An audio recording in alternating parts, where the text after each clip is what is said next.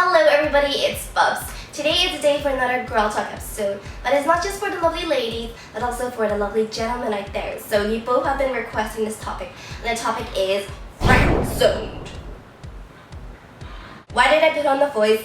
Because you just can't say, friend-zoned. It's like epic, it's like friend-zoned. So pretty much in this video, we're going to be talking about what friend-zoned is, why you fall into it, and if there are ways to escape it. Alright, so what does it mean to be friend-zoned? Well, it's basically a situation between two friends where one friend wants to be more than just being friends, and the other friend is, he's just fine being friends, and a lot of times they're unaware of this person's feelings. It sucks for this person because he or she is stuck in the friend zone where he or she is unable to move on to the girlfriend or boyfriend stage. Okay, so how do you know you're being friend zoned? If he or she talks about other girls or guys to you. So for example, for the girls, he may talk to you about his girl problems. He may ask you for girl fights. He may tell you about the girls that he meets or the girls that he wants to hook up with. When they say stuff like, "Oh, you're just like a brother or a sister to me," they're overly comfortable with you. So for example, for the guys, the girl could be fine with you seeing her without makeup or when she's scruffy, or she could just be saying stuff like, "Oh, I gotta go do a poo, see ya," or "I got my period, I'm bleeding like a river." Yeah. You may ask to hang out together, but they're always trying to invite other people to come along. This one is pretty obvious when they're trying to set you up with their own friends. And of course, when they act differently around other people. For example, for the guys, maybe the girl is slightly shy, or a little flirty, or a little giddy, or even a little nervous. So why were you friend-zoned? It really could be a range of different reasons. It could be you express yourself as too much as a friend, or the point that nobody ever wants to hear is you're just simply not his or her type. So now you have three decisions to make. Number one, you remain being friends with this person while having feelings for them. Number two, you try to get over your feelings. Number three, you take the risk and you just try to move out of the friend zone. Realize that it really is all about chemistry when it comes to a relationship, so you can't force both ways to be mutual. However, there are some ways that may trigger this person to realize their feelings for you. Sometimes a lot of people don't even realize how they feel until later on. So this is a chance for them to see you in a different light. And it's all to subtly move you out of the friend zone, and they don't require expressing yourself. I just don't recommend confessing your feelings until you are more sure about how the other person feels. So step back. You have to give this person time to miss you. So what happens when you're always there, you get taken for granted, so you gotta be less available. Some of you guys may have heard of the term frustrational love, and it's a term that pretty much explains how you always want something more when you can't have it. So don't get me wrong, I'm not saying that you gotta completely blank this person out or be mean to them. What I'm just trying to say is you gotta let this person know that you have other things going on in your life besides this person. Even when this person calls or texts you, don't respond right away. So this is the less extreme method. We'll talk about the more extreme step back method later. So next up, you may want to spark a little jealousy. So example for the girls, maybe you can hang around with your other male friends, and you don't even need to tell them who you're with. You can just tell them that you made plans with someone else. You may want to ask them for guy advice.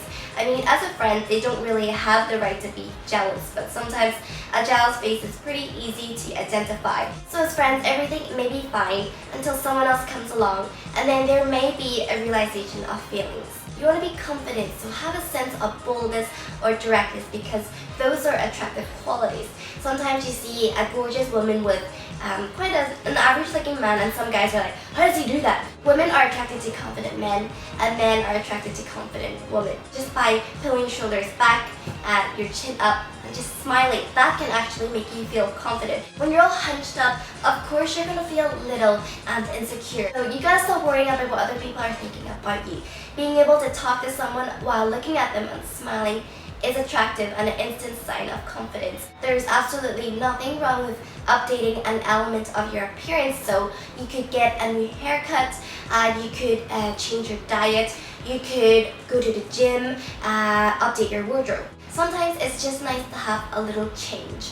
and I know that a new haircut could do wonders for my confidence, and sometimes even a new outfit can change the way you act. And if you do have a stylish friend, then I recommend you just asking them for just some fashion advice. You know, don't get me wrong, of course we all know that it's not about looks, but there's nothing wrong with doing a little something for yourself and your image. And sometimes this is also a way for them to see you in a different light. So with a new fragrance, a new hairstyle, or a new outfit, you're still you, but you know, you're a little different. Plus with the whole gym thing, when you look great, you'll feel great, and that will do wonders for your confidence. Next up is all about balance. And you want to make sure that you don't let him or her walk all over you. I've seen that guy friends act like counselors. And they don't need a counselor, they don't need a slave, they don't need a new father that will buy them everything. So what I'm saying is, while it's nice to accommodate their needs, if a girl is cold, it's nice to give them a jacket, but I'm saying don't give everything. I think girls and guys like a guy or a girl with a little bit of edge. So next up is to touch them. And when I say touch, I don't mean in a dirty, perverted way. For example, for the guys, maybe when you're about to cross the road, hold her hand and lead her across it. Normally a girl would be like, ooh, you know, it's really sweet of them to do that because it makes them feel protected and kind of secure. So I like that, it's kind of masculine. Normally friends wouldn't really hold each other's hands, but this gives you the chance to do that because in this situation, you're allowed to. Maybe the guy could put his arm around the girl while he's leading her out of a crowd. Again, that can make a girl feel protected, which is attractive. Don't be scared to just put your arm around your shoulder sometimes. So now for the girls, maybe when he is reading something or looking at something, maybe you can lean in a little bit so your arm touches even, and just gives them a chance to smell your fragrance or smell your hair, just so you two can get a little closer than usual. My nicknames can make someone feel more attached and personal to you. So, you know, because you're friends, it shouldn't be something like baby cakes or sweet cheeks. It could be something really silly. So, for example, because I'm so tiny, a guy may call me Tinkerbell. So, you know, it works, it's cute. And you want to make sure that you don't give everybody nicknames. And this whole nickname thing is just between you two, so it's kind of special. Eye contact. Sometimes you don't even need to say anything when you have these. Eye contact is pretty much an extended gaze. So you can do this whether it's just you two or if it's easier in a group amongst other people. And pretty much you would stare at that person, and when that person stares back at you, you just kind of hold your gaze for a few moments and then look away. With friends, most of the time it's playful and fun, but suddenly with a little bit of eye contact, suddenly it's a little bit more serious. So now we're moving back to the step back method, and this is the more drastic and extreme method, and usually this is when you've confessed yourself and it didn't go so well. This is a time where you step back so you give each other time and distance.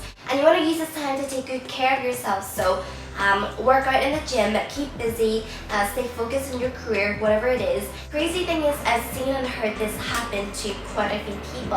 And I actually have two friends. And my guy friend liked my girlfriend. But my girlfriend at that time wasn't so into him. So things got a little awkward and they stopped talking for a while. And then suddenly one day they saw each other again. And the girl just realized that she really does have feelings for him. And in that time they were apart, her desire for him increased.